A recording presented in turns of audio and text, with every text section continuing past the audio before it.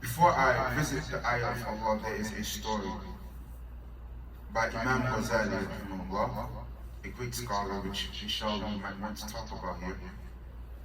And this story is one of my favorite stories because of how metaphorical it is, but because of how relevant it is to this day, although Imam Ghazali died over 900 years ago. The story is about a man who is walking through the jungle, and then suddenly a lion starts chasing him. The man, frantically trying to escape, sees a well. So he jumps into the well and is holding on to the rope that you would normally use to fetch water from the well. So he's holding on to this rope and he looks above, and there is the lion standing above him, looking at him in the well. As if things could not get any worse, he looks down and he sees a serpent, a snake, inside the well, with its mouth wide open, waiting to swallow him up. So now you got a lion waiting for you outside of the well, and you got a snake waiting for you inside of the well. How unfortunate this man is.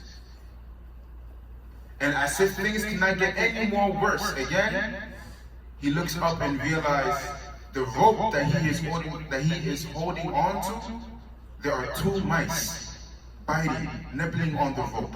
One of the mice is black, and one of the mice is the mice is black, and one mouse is white.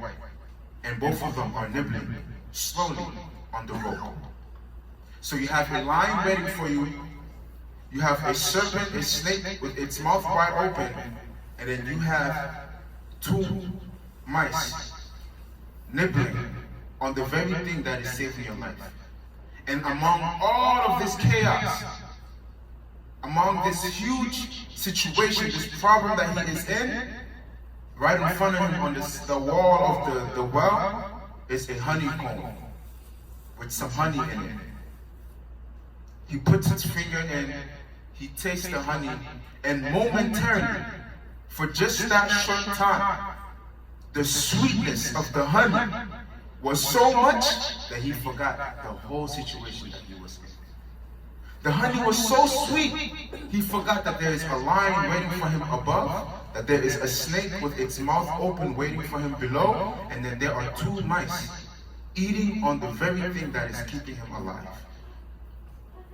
Imam Ghazali says this is a representation of the reality of the dunya.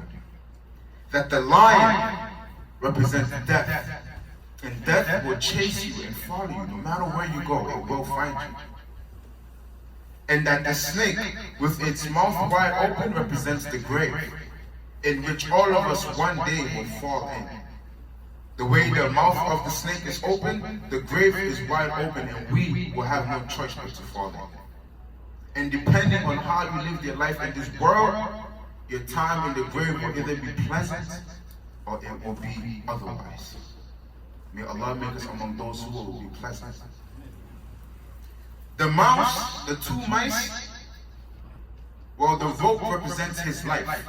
And just like he was holding on to the rope, we hold on to this life so much as if it is something that we would never lose.